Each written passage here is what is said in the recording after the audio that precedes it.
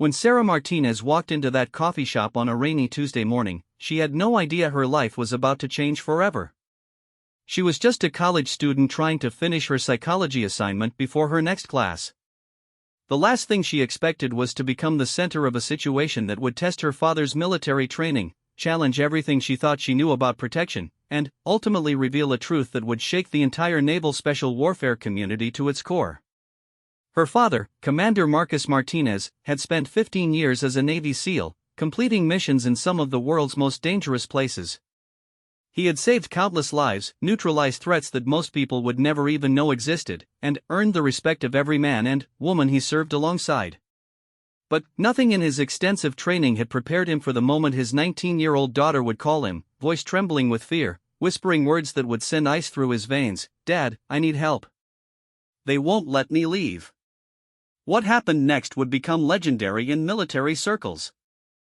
A father's protective instincts, combined with years of elite combat training, would collide with a situation that seemed simple on the surface but hid layers of complexity that reached all the way to the highest levels of naval command. The actions Marcus took that day would save his daughter's life, but they would also set in motion events that no one could have predicted. This is the story of 3 minutes that changed everything.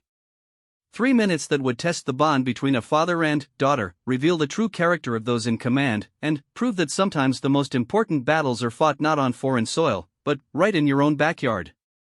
It's a story about courage, sacrifice, and the lengths a parent will go to protect their child.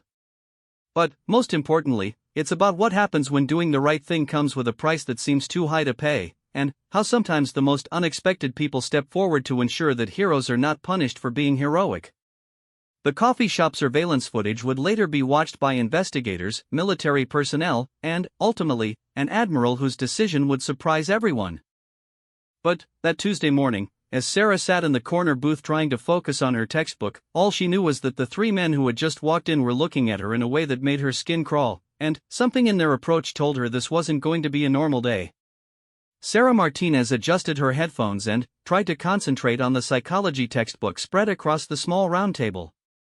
The coffee shop was her favorite study spot, tucked away from the main campus area where she could focus without the constant chatter of her dorm mates.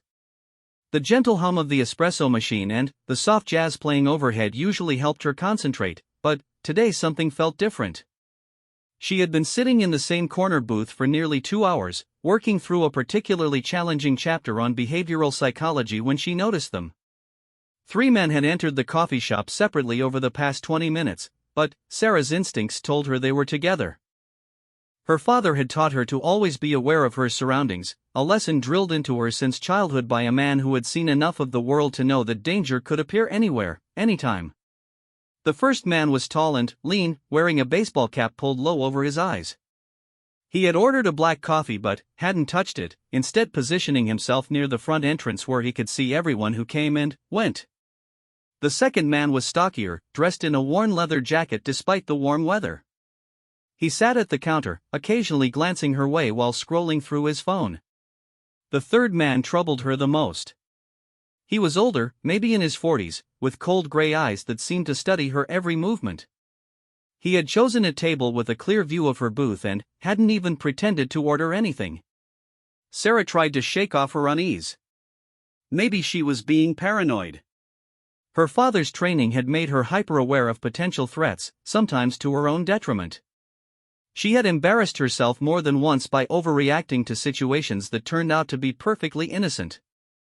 But, as she watched the 3 men through her peripheral vision, every instinct she possessed screamed that something was wrong. When the older man stood up and began walking toward her table, Sarah's heart rate spiked. She quickly reached for her phone, her father's emergency number already programmed for speed dial. Commander Marcus Martinez had made her promise to call him if she ever felt unsafe, no matter what time of day or night, no matter what he was doing. "Your safety comes first, always," he had told her countless times. "I don't care if I'm in the middle of a briefing with the Joint Chiefs. You call me." "Excuse me, miss," the older man said, his voice friendly but his eyes remaining cold. "My friends and I were wondering if you'd like to join us for lunch. There's a great little place just down the street." Sarah looked up from her textbook, forcing herself to appear calm. "Thank you, but I'm studying for an exam." Maybe another time. She tried to return to her book, hoping he would take the hint and leave. Instead, the man sat down across from her without invitation. Come on now, don't be antisocial. We're just trying to be friendly. A pretty girl like you shouldn't be sitting here all alone. The other two men had moved closer now, positioning themselves to block the main exit. The coffee shop, which had been pleasantly busy when she arrived, was now nearly empty. The barista was in the back room, and the few remaining customers were absorbed in their own activities. Sarah realized with growing alarm that she was effectively isolated. I really need to study, she said firmly, closing her textbook and starting to gather her things. I should be going. Actually, I don't think you should, the older man said, his friendly facade dropping away completely.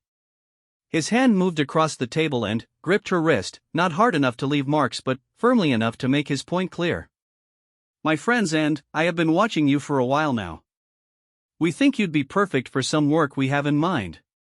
Sarah's blood turned to ice as the implications of his words sank in. This wasn't a random encounter or even a simple assault. These men had been planning something, watching her, waiting for the right moment. Her mind raced through everything her father had taught her about dangerous situations. Stay calm, assess your options, look for opportunities to escape, and, above all, call for help when you can. With her free hand, she managed to hit the speed dial for her father's number while keeping the phone low and out of sight. The man's grip on her wrist tightened as he noticed her movement. Now, that wasn't very smart, he said, reaching for her phone. Hand it over. Marcus Martinez was in the middle of a training exercise with his SEAL team when his phone rang. Standard protocol was to ignore personal calls during operations, but he had set a special ringtone for Sarah's number. When he heard those distinctive chimes, everything else became secondary. He stepped away from the group and answered immediately. Sarah? What's wrong? Dad, Sarah's voice was barely a whisper, but he could hear the fear in it immediately. I'm at the coffee shop on 5th Street. There are 3 men here and they won't let me leave. They want me to go somewhere with them. Marcus felt the world shift around him. In that instant, he wasn't a Navy SEAL commander running a training exercise. He was a father whose daughter was in danger, and nothing else mattered. Stay on the line with me, he said, already moving toward his truck. Do exactly what I tell you to do. She's talking to someone, Sarah heard one of the other men say. Get the phone away from her. The older man lunged across the table, but Sarah was ready. Her father had made her take self-defense classes from the time she was 12, and muscle memory kicked in. She drove her elbow backward into his solar plexus while simultaneously kicking the chair back, creating enough space to stand up. Dad, they're trying to grab me, she said into the phone, loud enough now that she didn't care who heard. I'm 15 minutes away, Marcus's voice was calm and controlled, but Sarah could hear the sound of his truck's engine roaring to life in the background. Get to a public area. Make noise. Fight back if you have to. I'm coming. The 3 men were no longer trying to be subtle. The one by the door moved to block her exit while the other 2 closed in from either side. Sarah realized that the carefully choreographed nature of their movements suggested this wasn't their first time doing something like this. Help me, she shouted at the top of her lungs. Someone help me. The barista emerged from the back room, looking confused and alarmed. What's going on out here? These men won't let me leave, Sarah said quickly. Call the police. The older man smiled and pulled out a wallet, flashing what looked like a badge. Federal agents, ma'am. We're bringing this young lady in for questioning regarding a matter of national security. Everything's under control. Sarah's heart sank as she saw the barista's expression change from concern to uncertainty. The badge looked official enough, and the man's authoritative tone was convincing. But Sarah knew with absolute certainty that these men were not federal agents. That's not true, she said desperately.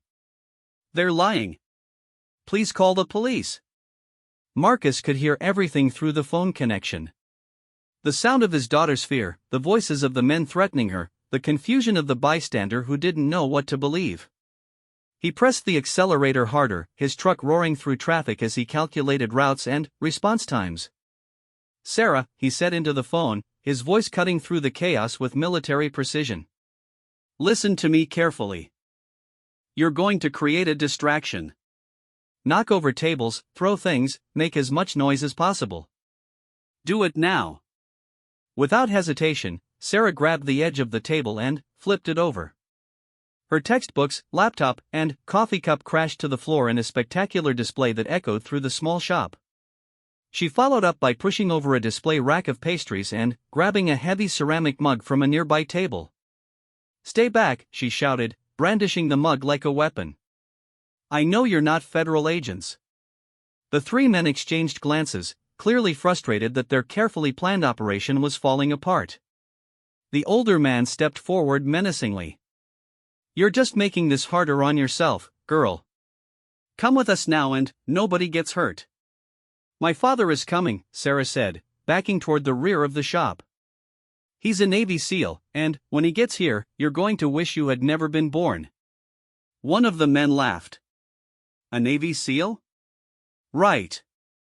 And I'm the President of the United States." Marcus heard the laughter through the phone and felt something cold and deadly settle in his chest. He had been in combat zones around the world, had faced enemies who would kill him without a second thought, but he had never felt rage like this. Someone was threatening his daughter, his little girl who still called him every Sunday just to chat about her classes and her dreams for the future. He could see the coffee shop now, just 3 blocks away. But 3 blocks felt like 3 miles when your child was in danger. He had to trust that Sarah could hold out just a little longer, that the training he had given her would be enough to keep her safe until he could get there. "Sarah," he said into the phone, "I can see the building. Whatever happens in the next 2 minutes, remember that I love you and I'm coming to get you." Inside the coffee shop, the situation was deteriorating rapidly. The barista had retreated to a safe distance but hadn't called the police, still uncertain about what was really happening. The three men had spread out in a coordinated pattern that Sarah recognized from her father's descriptions of tactical movements. They were professionals, which made them infinitely more dangerous than random criminals. The older man was losing patience. "Enough of this," he said. "Grab her. We'll sort out the complications later." As the three men moved in simultaneously, Sarah knew she was out of time and out of options. She could fight, but, against 3 trained men, the outcome was inevitable. She could run, but they were positioned to cut off her escape routes. All she could do was hold on and pray that her father would arrive before it was too late. That's when she heard it, the screech of tires outside, followed by the slam of a truck door. Through the window, she saw a figure moving with deadly purpose toward the coffee shop entrance. Even at a distance, even through her fear, she recognized that walk. It was the stride of a man who had faced down terrorists and enemy soldiers, who had trained for 15 years to be the most effective fighting machine the United States military could produce. Commander Marcus Martinez had arrived, and the 3 men who had threatened his daughter were about to learn what it really meant to face a Navy SEAL whose family was in danger. Marcus Martinez pushed through the coffee shop door like a force of nature unleashed. 15 years of special operations training had taught him to assess and neutralize threats with surgical precision, but this was different. This wasn't about national security or military objectives. This was about his daughter, and that changed everything. He took in the scene in seconds. Sarah backed against the far wall, holding a ceramic mug like a weapon. 3 men positioned in a tactical formation that immediately told him they had military or law enforcement training. The overturned table, scattered books, and the terrified expression on the barista's face. The older man near Sarah who was reaching inside his jacket for what was almost certainly a weapon. "Step away from my daughter," Marcus said, his voice carrying the kind of quiet authority that made hardened soldiers snap to attention. "Now." The 3 men turned toward him, and Marcus could see the moment they recognized what they were facing. His bearing, his movement, the way he positioned himself to control the room, everything about him screamed elite military training. But they had committed themselves to this course of action, and backing down now wasn't an option. The older man completed his draw, revealing a pistol that he kept low but ready. Sir, we're federal agents conducting official business. I'm going to have to ask you to leave the premises immediately. Marcus didn't even glance at the weapon. His eyes were locked on the man's face, reading micro-expressions and body language with the expertise of someone who had interrogated enemy combatants in the world's most dangerous places. Everything about this man was wrong. The fake badge, the coordinated approach, the way he held his weapon, none of it matched legitimate law enforcement protocols. Federal agents, Marcus repeated, his voice carrying a note of dark amusement. Which agency? FBI, the man replied without hesitation. Really? Then, you won't mind if I call your field office to confirm. Marcus pulled out his phone with one hand while keeping his eyes fixed on the three men. I happen to know Special Agent Patterson pretty well. We served together before he transferred to the Bureau. I'm sure he'd be very interested to hear about this operation. The older man's confidence wavered slightly. Marcus was clearly not some civilian father who could be intimidated or fooled by fake credentials. The military bearing, the casual mention of FBI contacts, the complete lack of fear in the face of a drawn weapon, all of it suggested they had seriously underestimated their target. Dad, Sarah called out, relief flooding her voice. They've been here for almost an hour, watching me. They want to take me somewhere. Marcus nodded, never taking his eyes off the three men. I know, sweetheart. Everything's going to be fine now.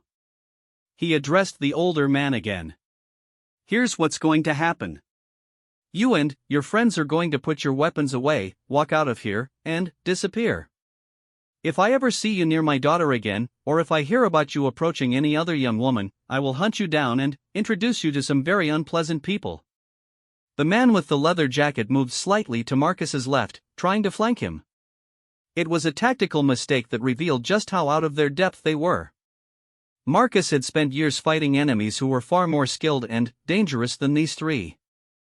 I wouldn't recommend that, Marcus said without even looking in the man's direction. Trust me when I tell you that this situation will not end well for you if you escalate it. The older man raised his weapon slightly, pointing it in Marcus's general direction. Sir, you need to back off right now. We have legal authority here. Marcus smiled, and Sarah shivered despite herself. She had seen that smile before, usually right before her father did something that left his opponents regretting every decision that had led them to that moment. Legal authority, Marcus repeated. Let me tell you something about legal authority.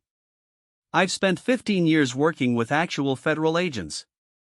FBI, CIA, DA, ADF, I know how they operate, how they dress, how they talk, and how they conduct business. You three are about as federal as my daughter's college textbooks. The man by the door started to move, clearly intending to circle behind Marcus.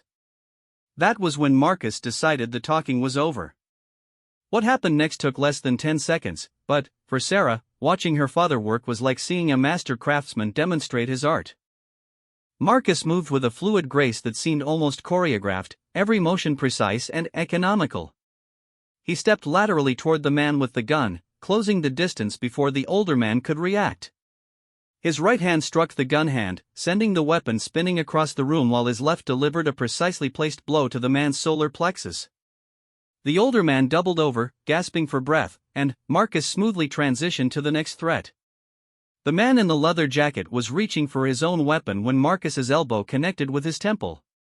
He dropped like a stone, unconscious before he hit the floor.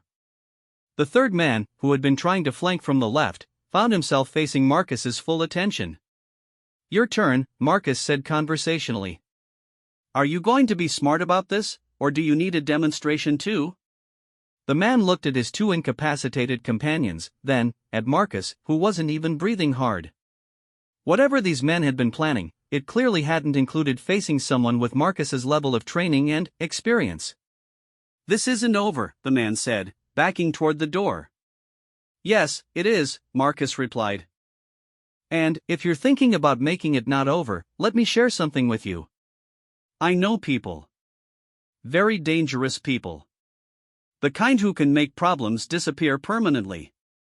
My daughter is under my protection, and anyone who threatens her becomes my problem to solve. Are we understanding each other? The man nodded quickly and bolted for the door, abandoning his unconscious partner and the older man who was still struggling to breathe. Marcus turned his attention to the older man, who was slowly straightening up. "You and I are going to have a conversation," he said. "But first, you're going to explain to this nice lady behind the counter that you were mistaken about having federal authority." The older man looked at the barista, who was staring at the scene with wide eyes. We made a mistake," he gasped. "No federal authority. Just a misunderstanding." "Good," Marcus said. "Now you're going to help your friend wake up, and then you're both going to leave. But before you go, you're going to give me some information." Sarah watched her father work with a mixture of awe and concern. She had always known he was dangerous. You didn't spend 15 years as a Navy SEAL without learning how to handle threats. But seeing him in action, witnessing the controlled violence and tactical precision, drove home just how different his world was from hers. The unconscious man was starting to stir, groaning as consciousness returned. Marcus knelt beside him, speaking in a voice so low that Sarah couldn't hear the words. Whatever he said made the man's eyes go wide with fear. "I don't know who hired you," the older man said quickly. "We got the job through intermediaries. Some kind of trafficking ring that recruits college girls. They said she fit the profile they were looking for." Marcus's expression darkened. Trafficking. The word hit him like a physical blow. These men hadn't been planning a simple assault or robbery. They had been planning to kidnap his daughter and sell her into a nightmare that he couldn't bear to contemplate. "Names," Marcus said, his voice carrying a deadly quiet that made both men flinch. "I want names, locations, contact information. Everything." "We don't have names," the older man said desperately. "It's all done through secure communications. Anonymous payments. They told us to grab the girl and deliver her to a warehouse on the outskirts of town. That's all we know." Marcus studied the man's face, using interrogation techniques honed through years of extracting information from enemy combatants. Fear was an excellent motivator, and both men were clearly terrified. But he could also see the truth in their eyes. They really were just low-level operatives, probably recruited specifically because they were expendable and knew nothing about the larger organization. "The warehouse," Marcus said. "Where exactly?" The older man gave him an address on the industrial side of town, an area filled with abandoned buildings and empty lots. Perfect for the kind of operation these men were describing. Marcus committed every detail to memory while calculating response times for various law enforcement agencies. "Here's what's going to happen," Marcus told them. "You're going to disappear. Not just from this town, but from this entire state. If I see either of you again, if I hear about you approaching any young women, if you so much as jaywalk where I might notice, I will assume you've decided to continue your previous line of work. And I will respond accordingly." Both men nodded frantically. They understood perfectly. Marcus had just offered them their lives in exchange for their permanent departure, and they weren't stupid enough to refuse. "Go," Marcus said simply. The two men helped each other toward the door, moving with the careful steps of people who knew they were lucky to be walking away at all. As they reached the exit, Marcus called out one last time. "Gentlemen. The warehouse. I assume you'll be calling your contacts to let them know the operation was unsuccessful?" The older man nodded. "Yes, sir. We'll tell them we couldn't locate the target." "Good. Because if anyone else shows up looking for my daughter, I'll assume you gave them information about her. And then, our agreement will be void." After the men left, Marcus turned to the barista, who was still staring at the scene with shock. "Are you all right?" Yes," she stammered. "Should I call the police?" Marcus considered the question. Involving local law enforcement would mean reports, questions, and bureaucratic delays that might interfere with his ability to protect Sarah. It would also mean explaining his methods and potentially facing questions about excessive force. But it would also create an official record of the incident, which might be important later. Yes, he decided. Call them. Tell them there was an attempted kidnapping and that the perpetrators fled. Give them a description of the men and mention that they claim to be federal agents. He walked over to Sarah, who was still holding the ceramic mug. Gently, he took it from her hands and pulled her into an embrace. "Are you hurt?" "No," Sarah said, her voice muffled against his chest. "Just scared." "Dad, they said they were part of some kind of trafficking operation." "They've been watching me." Marcus felt the rage building again, but he forced it down. Right now, his daughter needed comfort and reassurance, not the kind of cold fury that had driven him through 15 years of combat operations. "They're gone," he said simply. "And they won't be back." "But we need to make some changes. You can't go anywhere alone anymore, at least not until we figure out how extensive this network is." Sarah pulled back to look at him. "You think there are more of them?" "I think," Marcus said carefully, "that we've just uncovered something much bigger than 3 men trying to grab a college student. And, until we know exactly what we're dealing with, we're going to be very, very careful." As they waited for the police to arrive, Marcus was already planning his next moves. The warehouse address, the mention of a trafficking network, the professional way the men had operated, all of it suggested an organization with resources and reach. Taking down 3 low-level operatives was just the beginning. If someone was targeting his daughter specifically, or if she had simply been unlucky enough to fit whatever profile they were looking for, Marcus was going to make sure the threat was eliminated completely. He had spent his entire adult life fighting enemies of his country. Now he was going to fight enemies of his family. And that, he reflected grimly, was a war he had no intention of losing. The police arrived 20 minutes later, led by Detective Patricia Williams, a veteran investigator who had seen enough in her 15-year career to recognize when a situation was more complicated than it first appeared. She took one look at the overturned furniture, listened to the barista's breathless account of federal agents who weren't really federal agents, and studied the man who had single-handedly subdued 3 armed suspects. "Commander Martinez," she said after Marcus showed his military identification. "Mind if we talk?" Marcus appreciated her direct approach. Detective Williams struck him as competent and thorough, exactly the kind of law enforcement officer he could work with effectively. "Absolutely. But I want to be clear about something from the start. This wasn't a random crime. My daughter was specifically targeted by what appears to be an organized trafficking operation." Detective Williams raised an eyebrow. "That's a serious allegation. What makes you think this was organized?" Marcus walked her through the details, the coordinated surveillance, the professional movement patterns, the fake federal credentials, and, most importantly, the information he had extracted about a warehouse operation and a network that recruited college-aged women. As he spoke, he could see Williams taking mental notes and making connections. "The warehouse address they gave you," Williams said. "I know that area. We've had reports about suspicious activity there over the past few months. Nothing concrete enough to get search warrants, but enough to make us curious." "What kind of reports?" "Young women seen entering the area but never coming back out. Unusual traffic patterns at night. Neighbors complaining about soundproofing work being done on buildings that should have been condemned years ago." Williams paused. "We've been building a case, but progress has been slow." "Your incident might be exactly the break we needed." Sarah, who had been sitting quietly while giving her statement to another officer, looked up with concern.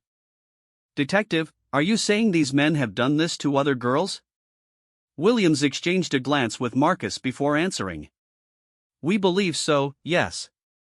But, having someone with your father's particular skill set, extract actionable intelligence changes our options significantly." Marcus understood immediately. Local law enforcement was constrained by procedures, warrant requirements, and jurisdictional limitations. But his military background gave him resources and connections that could supplement their investigation in ways that might not be strictly traditional. "What do you need?" he asked simply. "Information," Williams replied. "The more we know about how they operate, who they're working for, and where they're taking their victims, the better our chances of shutting them down completely." That evening, Marcus sat in his home office, surrounded by the tools of a trade he had hoped never to use on domestic soil. secure communication devices, encrypted laptops, and contact lists filled with people whose very existence was classified at the highest levels of government. Sarah was upstairs, supposedly doing homework but probably trying to process the fact that she had nearly become a victim of human trafficking. His first call was to Lieutenant Commander James Patterson at the FBI field office. They had served together in Afghanistan 5 years earlier, before Patterson transitioned to federal law enforcement. If anyone could help Marcus navigate the intersection of military capabilities and domestic law enforcement, it was Patterson. Marcus, Patterson's voice came through the encrypted line. I heard about what happened today. How's Sarah? Physically fine. Emotionally shaken but handling it better than I expected. Jim, I need to know what you can tell me about trafficking operations in this area. Patterson was quiet for a moment. That's not really my area of expertise, but I can connect you with people who would know. How deep do you want to go with this? As deep as it takes, Marcus replied without hesitation. Someone targeted my daughter specifically. I want to know who, why, and how to make sure it never happens again. Marcus, you know I have to say this officially. Whatever you're planning, it needs to stay within legal boundaries. The Bureau can't be associated with anything that looks like vigilante justice. Understood, Marcus said. Officially. Unofficially, I'm going to protect my family using every resource at my disposal. Patterson sighed. I'll make some calls. Give me until tomorrow morning. Marcus's second call was to Master Chief Petty Officer Rodriguez, his former team leader and one of the most resourceful men he had ever served with. Rodriguez had transitioned to civilian life but maintained connections throughout the special operations community. If Marcus needed intelligence-gathering capabilities that operated outside normal channels, Rodriguez was the man to call. Commander, Rodriguez's gravelly voice carried the same authority it had possessed when they were kicking down doors in Fallujah. Heard you had some excitement today. Word traveled fast in the special operations community. Marcus wasn't surprised that Rodriguez already knew about the incident, even though it had happened less than 8 hours earlier. My daughter, Marcus said simply, and Rodriguez understood immediately. In their world, family was sacred. Threats to family were handled with extreme prejudice. What do you need? Information about a trafficking network. Local operation but probably connected to something larger. I have a warehouse address and some physical descriptions, but I need to know who's running it and how extensive their operations are. Give me the details, Rodriguez said. I'll reach out to some people who specialize in that kind of intelligence gathering. Marcus provided everything he had learned from the 3 men at the coffee shop. Rodriguez listened without interruption, asking only tactical questions about the men's training level and equipment. This doesn't sound like amateurs, Rodriguez concluded. The coordination, the fake federal credentials, the professional approach to target selection, you're dealing with people who have either law enforcement or military experience. That's what I was thinking. Which means they're probably connected to something much bigger than a local operation. I'll have information for you by tomorrow night, Rodriguez promised. In the meantime, watch your back. If they were specifically targeting Sarah, they might decide that removing her protective detail is their best option. The implication hung in the air between them. Marcus had made enemies during his 15 years of military service, people who would be very interested in using his family as leverage. The timing of this incident might not be coincidental. His third call was to Admiral Catherine Hayes, his commanding officer and one of the few people in the Navy who knew about every classified operation he had ever been involved in. If there was any possibility that Sarah's targeting was connected to his military service, Hayes needed to know immediately. Commander, Admiral Hayes answered on the first ring. I've been expecting your call. Admiral, I need to know if there's any possibility this incident is connected to my service record. The level of organization and professionalism suggests these weren't random criminals. I've already initiated a security review, Hayes replied. Every operation you've been involved in, every target you've eliminated, every enemy you've made. If someone is using your family to get to you, I want to know about it immediately. Marcus felt a measure of relief. Admiral Hayes was thorough and ruthless when it came to protecting her people. If there was a military connection to the threat against Sarah, Hayes would find it.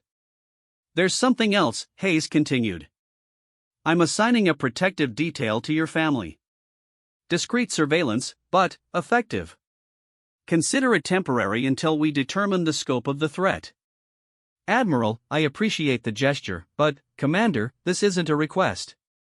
Your family's safety is now a matter of naval security. The detail will be in place by tomorrow morning. After ending the call, Marcus allowed himself a moment to consider the implications. In less than 12 hours, his daughter's near kidnapping had escalated into a multi-agency investigation with potential national security implications. Either he was overreacting, or Sarah had inadvertently become the target of something far more dangerous than a local trafficking ring. The next morning brought answers, none of them comforting. Patterson called first with information from the FBI's Human Trafficking Task Force. The warehouse address Marcus had been given was part of a network that federal investigators had been tracking for months.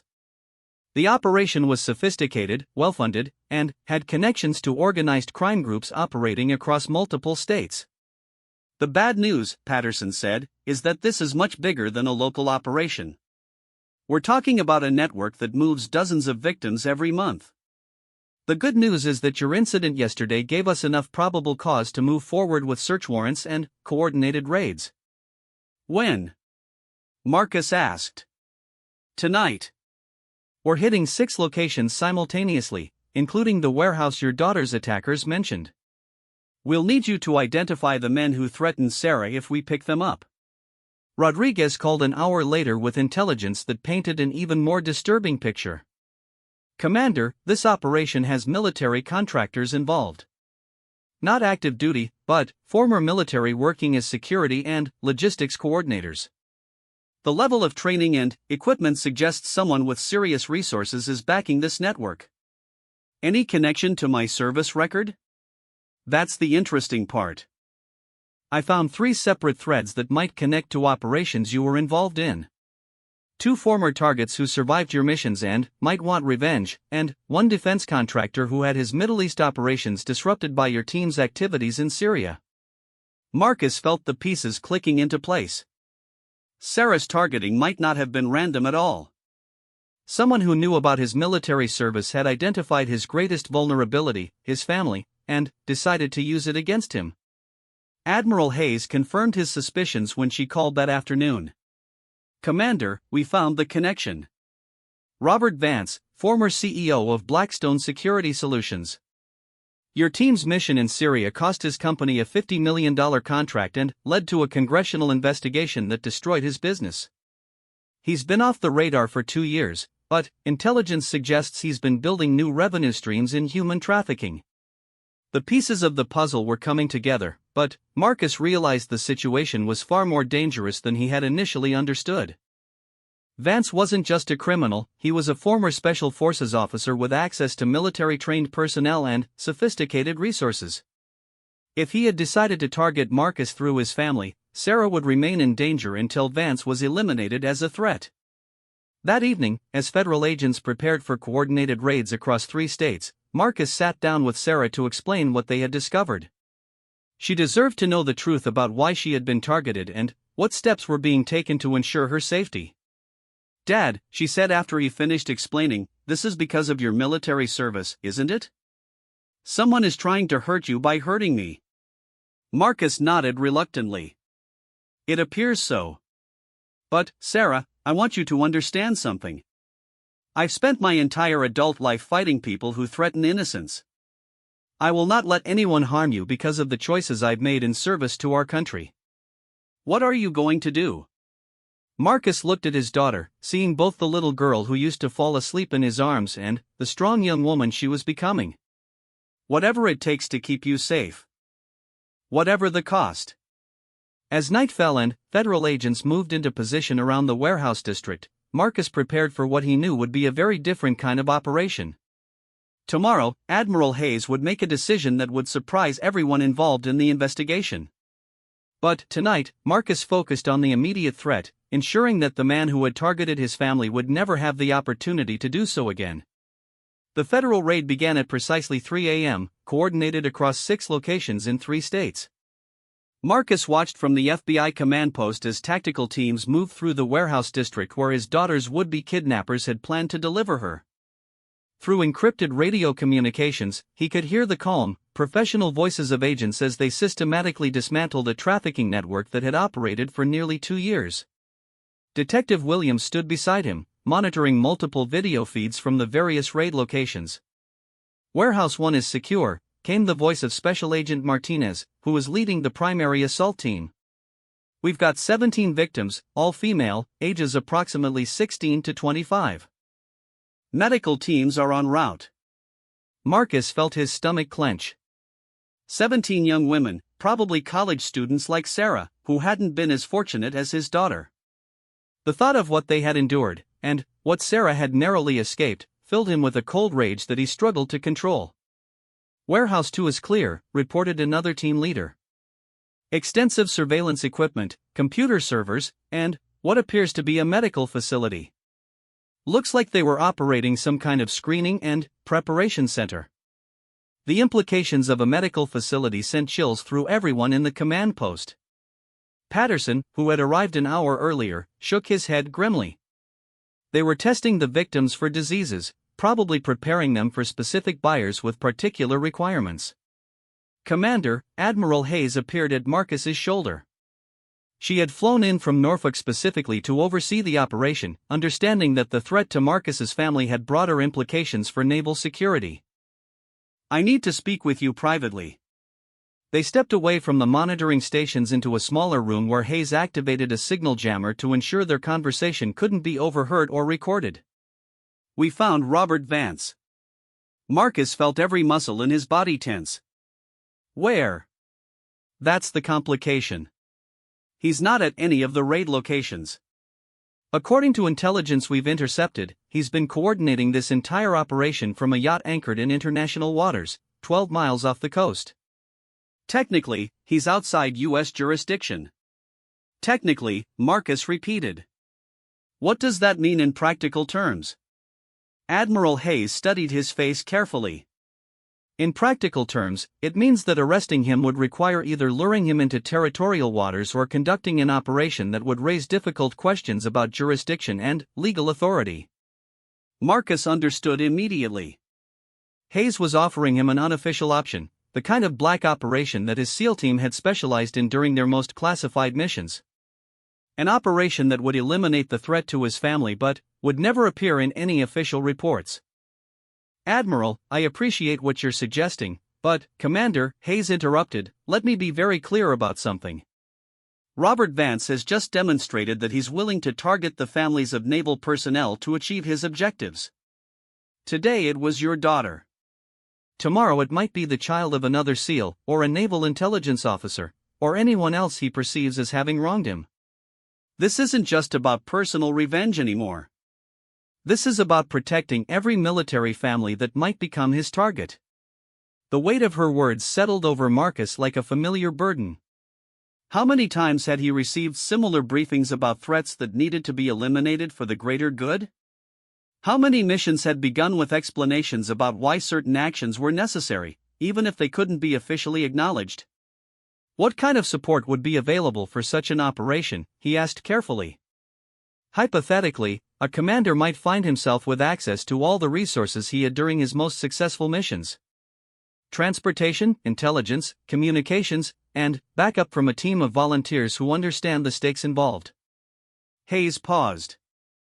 "Master Chief Rodriguez has already indicated that several of your former teammates are available for temporary consultation on matters of family security." Marcus almost smiled despite the gravity of the situation.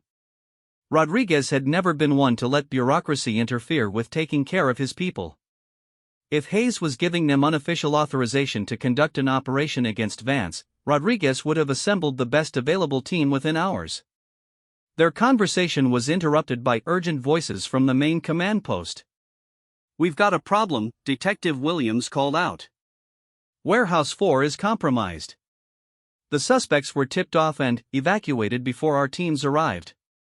Marcus and Admiral Hayes hurried back to the monitoring stations, where Patterson was coordinating with the field teams. How is that possible? Hayes demanded. These operations were classified at the highest levels. Patterson's expression was grim. Someone inside the investigation leaked the operational details. Vance knew we were coming and cleared out his most important assets before the raids began. The implications were staggering. A federal investigation involving multiple agencies had been compromised by someone with access to classified information. Vance's network was more sophisticated than anyone had realized, with tentacles reaching into law enforcement and, possibly, military intelligence. "Admiral," Marcus said quietly, "this changes everything. If Vance has sources inside federal law enforcement, conventional approaches aren't going to work. He'll stay ahead of any official investigation." Hayes nodded slowly. "Which brings us back to unconventional approaches. Commander, I'm going to ask you a direct question. Are you willing to lead a mission to eliminate this threat permanently?" Marcus thought about Sarah, safe at home under protective surveillance but still vulnerable as long as Vance remained operational. He thought about the 17 young women who had been rescued tonight and the dozens more who might be taken if this network continued operating. He thought about the other military families who might find themselves targeted if Vance's example inspired similar operations. "Yes, ma'am," he said without hesitation. "Good. Master Chief Rodriguez is waiting for you at Naval Air Station Norfolk. You have 48 hours to plan and execute your mission." After that, this conversation never happened, and you were never given any official authorization for whatever actions you might choose to take to protect your family. 3 hours later, Marcus was aboard a military transport aircraft, officially traveling to Norfolk for a routine training exercise.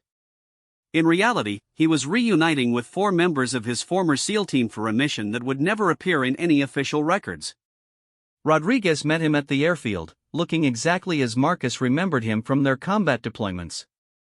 Graying hair, weathered face, and eyes that had seen too much but still burned with the intensity that made him one of the most effective operators in naval special warfare. "Commander," Rodriguez said simply. "The team is assembled and we have full intelligence on the target."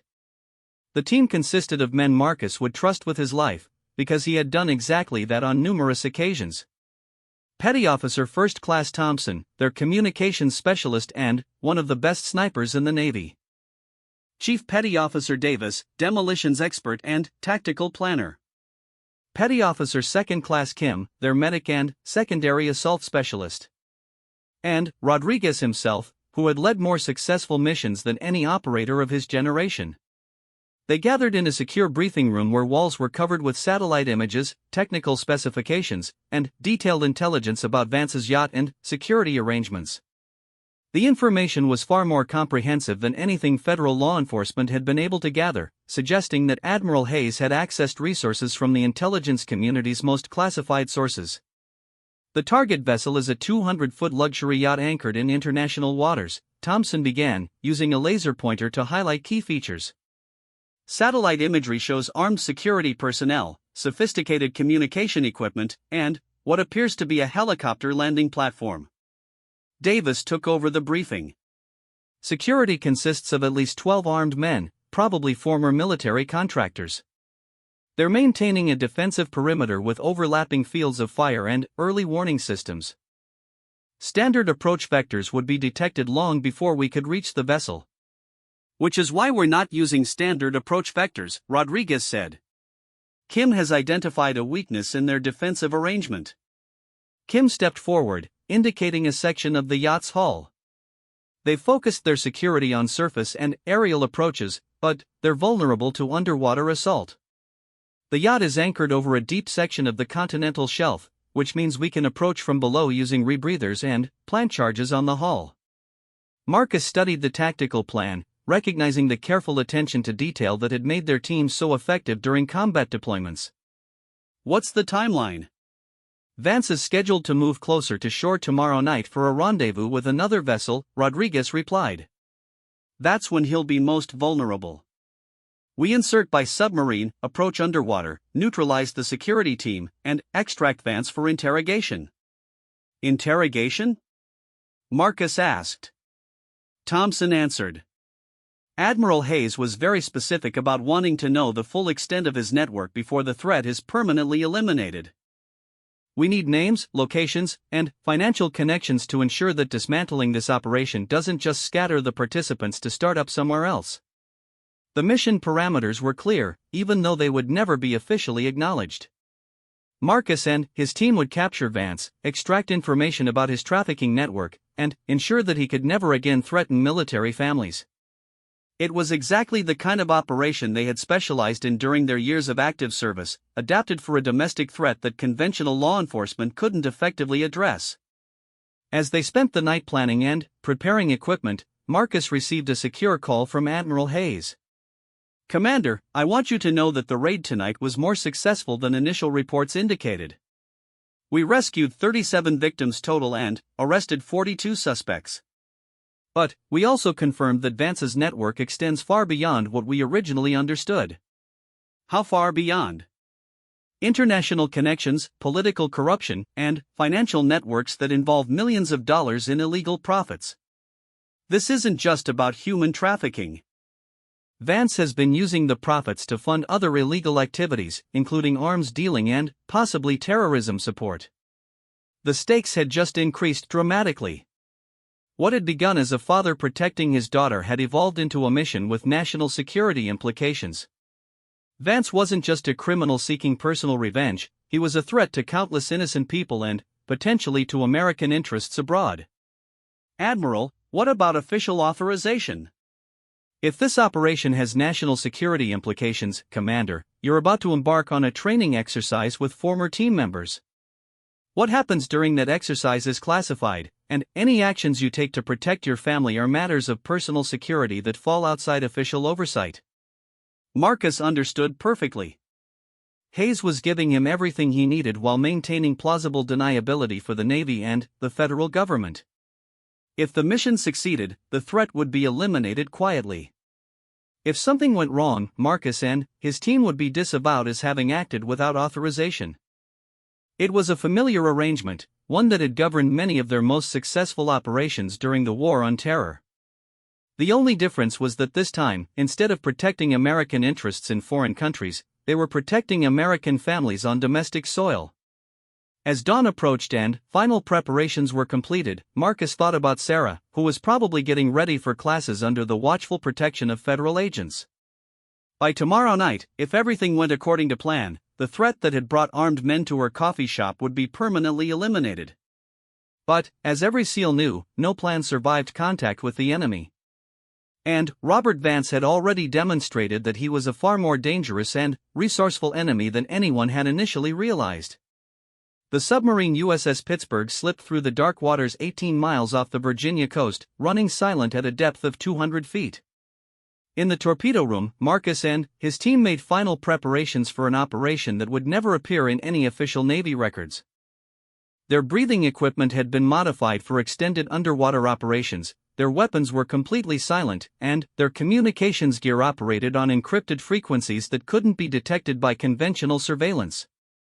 At 2,100 hours, the submarine rose to periscope depth long enough for the team to slip through the escape trunk and into the black Atlantic waters. Marcus felt the familiar weight of his equipment and the cold embrace of the ocean as he began the 2-mile underwater approach to Vance's yacht.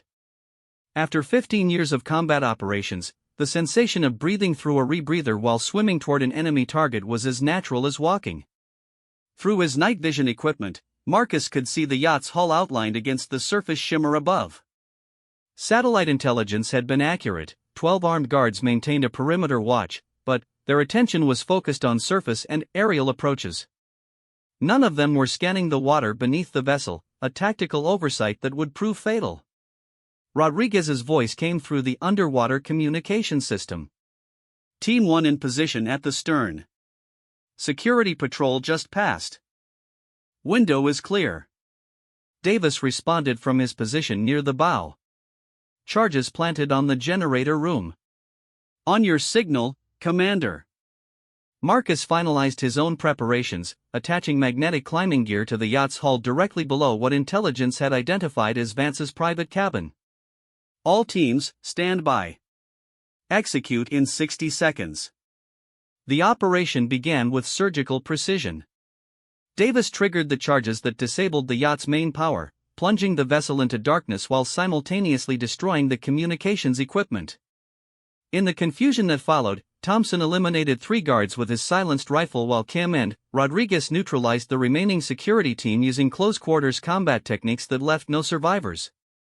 Marcus hauled himself up the yacht's hull and, through a porthole into Vance's cabin, finding his target exactly where intelligence had predicted, in a secured communications center, frantically trying to contact his shore-based operations. Robert Vance was older than Marcus had expected, probably in his late 50s, but the man's reaction to the assault revealed the tactical awareness of someone who had faced combat before. "Commander Martinez," Vance said as Marcus emerged from the shadows. "I wondered when you would come for me personally." "You made a mistake when you targeted my daughter," Marcus replied, keeping his weapon trained on Vance while using hand signals to indicate that the cabin was secure. Vance smiled, an expression that held no warmth whatsoever. "Did I? Tell me, Commander, what exactly have you accomplished here tonight?" "You've destroyed one operational center, eliminated some hired security, and captured me in international waters without any legal authority." "Do you really think this ends the threat to your family?"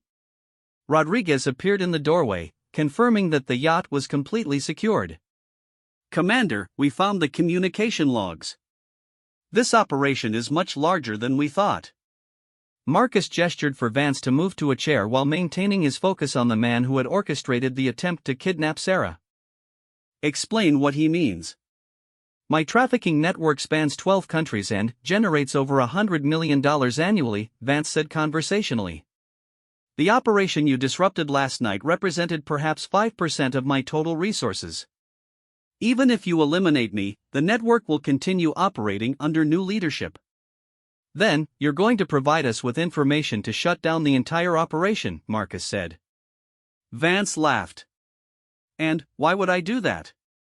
"You have no legal authority here, no way to hold me officially, and no leverage over someone who has already lost everything he cared about thanks to your previous military activities." Marcus was about to respond when Thompson's voice crackled through his earpiece. "Commander, we have a problem. 3 boats approaching from the northwest, armed personnel visible on deck. Estimate 12 to 15 hostiles per boat." The tactical situation had just become infinitely more complicated. Vance's security arrangements included a quick reaction force that had been positioned beyond the initial surveillance perimeter. Marcus and his team were about to be outnumbered 3-1 by enemies who knew the local waters and had prepared for exactly this scenario. "Rodriguez, what's our extraction timeline?" "Pittsburgh is 40 minutes out from pickup position." "We can't maintain security on this vessel against that kind of force." Marcus studied Vance's expression, seeing satisfaction in the older man's eyes. This had been planned from the beginning. Vance had allowed himself to be captured, knowing that his security forces would overwhelm any assault team and eliminate both the immediate threat and anyone who might have information about his network. "You see, Commander," Vance said smugly, "I've been planning for this confrontation since the day your team cost me $50 million in Syria. I know exactly how you operate, how you think, and how you plan missions. This entire situation has been orchestrated to draw you into a trap." Marcus realized with growing alarm that Vance might be right. The intelligence about the yacht's position, the security arrangements, even the timing of the approach, all of it could have been deliberately leaked to draw Marcus and his team into an engagement they couldn't win. But, as Rodriguez often said, no plan survived contact with the enemy, and that principle worked both ways. Vance had planned for a conventional assault by a SEAL team, but he hadn't planned for the resources that Admiral Hayes had made available for this mission. "Thompson," Marcus said into his communications gear. "Execute Contingency Plan Bravo." "Roger, Commander." "Contingency Bravo in 30 seconds. Vance's confident expression began to change as he heard the sound of rotor blades approaching from the south. The incoming boats were still 2 miles away when 2 Navy helicopters appeared over the yacht, carrying full missile payloads and crews authorized to use deadly force in defense of the assault team. "You see, Vance," Marcus said as the lead helicopter's searchlight illuminated the yacht, "I've been planning for this confrontation since the day you decided to threaten my daughter. And, unlike you, I have the full resources of the United States Navy at my disposal. The helicopters made short work of Vance's reaction force. Precision missile strikes disabled the approaching boats without destroying them completely, allowing the crews to be captured for interrogation. The entire engagement lasted less than 5 minutes, after which the ocean was quiet except for the sound of helicopter rotors and the distant hum of the Pittsburgh's engines. Now, Marcus said to Vance, you're going to provide us with every detail of your trafficking network. Names, locations, financial accounts, political contacts, and operational procedures. Because the alternative is being turned over to some very unpleasant people who specialize in extracting information from uncooperative subjects. Over the next 6 hours, as the yacht was towed into territorial waters and Vance realized that his situation was hopeless, he provided information that led to the largest international human trafficking bust in history. Operations in 12 countries were simultaneously dismantled, over 300 victims were rescued, and financial networks totaling nearly $200 million were seized by law enforcement agencies worldwide. But the most significant revelation came when Vance, in a desperate attempt to negotiate more favorable treatment, revealed that his network had been providing intelligence about military families to foreign adversaries. The threat to Sarah hadn't been personal revenge, it had been a test operation for a program designed to identify and exploit vulnerabilities in the families of key military personnel. 3 days later, Marcus sat in Admiral Hayes's office at the Pentagon, officially debriefing an operation that had never officially existed. The trafficking network had been destroyed, the threat to military families had been eliminated, and Robert Vance was being held in a facility where he would never again have the opportunity to harm innocent people. Commander, Admiral Hayes said, I want you to know that what you and your team accomplished has implications far beyond your daughter's safety. The intelligence we gathered has led to the exposure of a foreign intelligence operation targeting American military families. You may have prevented attacks on dozens of other families. Marcus felt a measure of satisfaction, but also a profound weariness. Admiral, what happens now? Officially, I mean. Hayes leaned back in her chair, studying him carefully. Officially, you participated in a training exercise that tested new underwater assault techniques. The exercise was classified, successful, and led to recommendations for improved special operations capabilities. And, unofficially?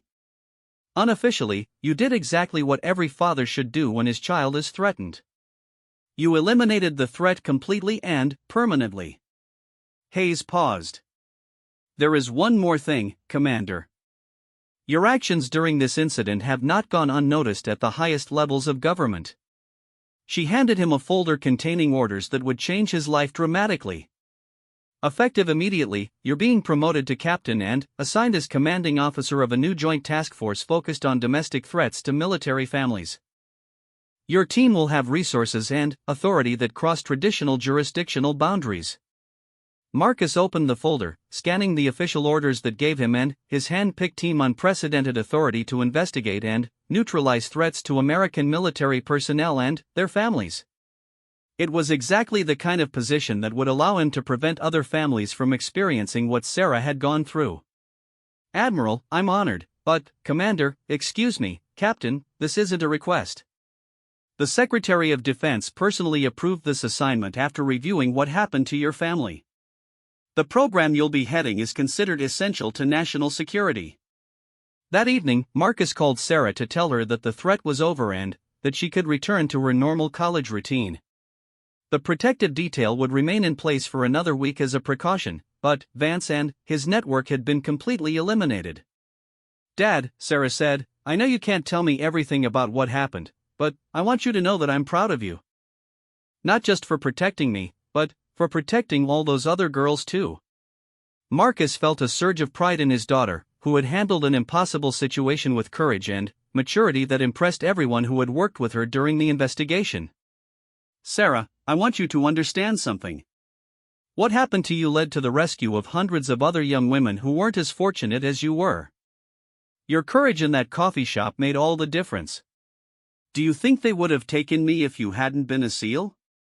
Marcus considered the question carefully. The truth was complicated. Sarah had been targeted specifically because of his military service, but she had also been saved because of the training and resources that same service provided. I think you would have found a way to fight back no matter what. You're stronger than you know. 6 months later, Captain Marcus Martinez stood before a classified briefing room filled with the best special operations personnel from every branch of the military. His new task force had successfully prevented 17 separate plots against military families, dismantled 3 more trafficking networks, and established protocols that would protect American service members and their loved ones for years to come. Admiral Hayes had been right. The decision to authorize his mission against Vance had implications that extended far beyond one family's safety. It had demonstrated that the U.S. military would use every resource at its disposal to protect its own, and that threats to military families would be met with overwhelming and decisive force. But, for Marcus, the most important outcome was much simpler. Sarah was safe, completing her psychology degree and planning for a future that would no longer be overshadowed by fear. She still called him every Sunday to talk about her classes and her dreams, and every time he heard her voice, he was reminded of why some battles were worth fighting regardless of the cost. The coffee shop on 5th Street had been renovated and reopened, with a small plaque near Sarah's favorite booth that read simply, "In appreciation of those who serve and protect." Most people who saw it assumed it was a general tribute to military service. But Marcus knew better. It was a reminder that sometimes the most important victories were the ones that never made the headlines, fought by people whose names would never be known, in defense of principles that made all other freedoms possible.